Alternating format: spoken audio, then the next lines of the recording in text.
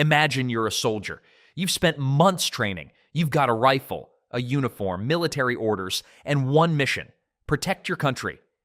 Then your commander walks in and says, "Today we're going to war with birds." Not another country, not an army. Birds, and somehow that's not even the dumbest war in human history, because people have also gone to war over a pig, a bucket, and even a soccer match. So today we're looking at the dumbest wars humans have ever fought. And trust me, humanity does not come out looking good in this video. Let's start with Australia. Because if history has ever produced a sentence that sounds completely made up, there's a good chance Australia was involved. In 1932, Australian farmers had a serious problem. Their crops were disappearing. Their fences were being destroyed. Entire fields were getting wrecked. And the culprits were birds.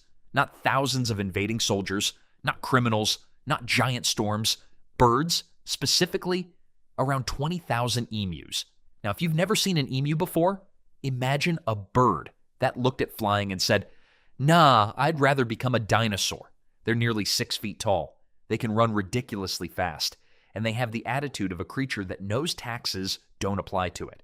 Every year, these birds would march across farmland, eating crops, destroying fences, and causing absolute chaos. Farmers were furious, so they complained to the government, and the government responded with one of the greatest ideas in human history. They sent the army. No, seriously, the actual army. Imagine explaining this to your family. "Son, how's military service going? Pretty good, Dad. Protecting the nation? Yes? Fighting invaders?" Birds. At first, everyone thought this would be easy. After all, it was machine guns versus birds. That's not a war.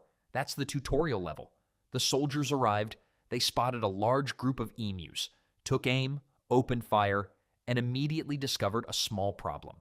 The birds refused to cooperate. Instead of standing there dramatically like movie villains, the emus exploded in every direction. Some ran left, some ran right, some disappeared into the distance. Within seconds, the battlefield looked like someone had kicked over a giant box of feathers. The soldiers fired hundreds of rounds. The result? Barely any emus.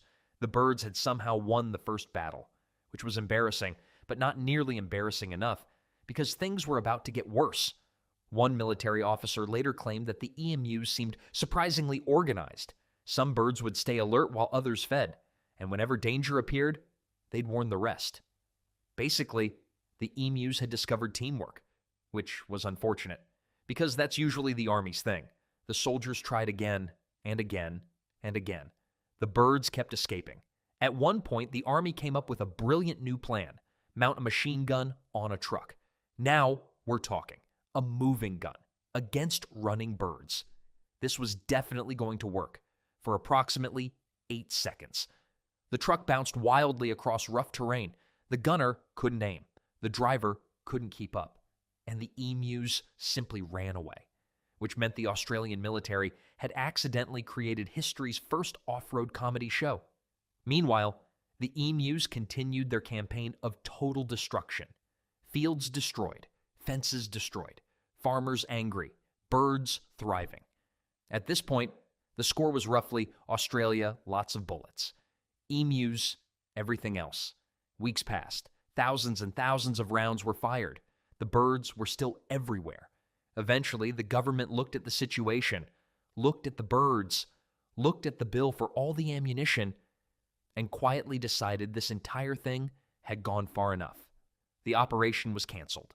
The soldiers went home. The emus stayed. And history recorded one of the funniest military outcomes ever. Australia declared war on birds. The birds won. Not a joke, not internet satire. A real historical event. Somewhere out there, an emu's descendants are probably still bragging about it. And somehow, this still isn't the dumbest conflict in history, because the next one started over a pig.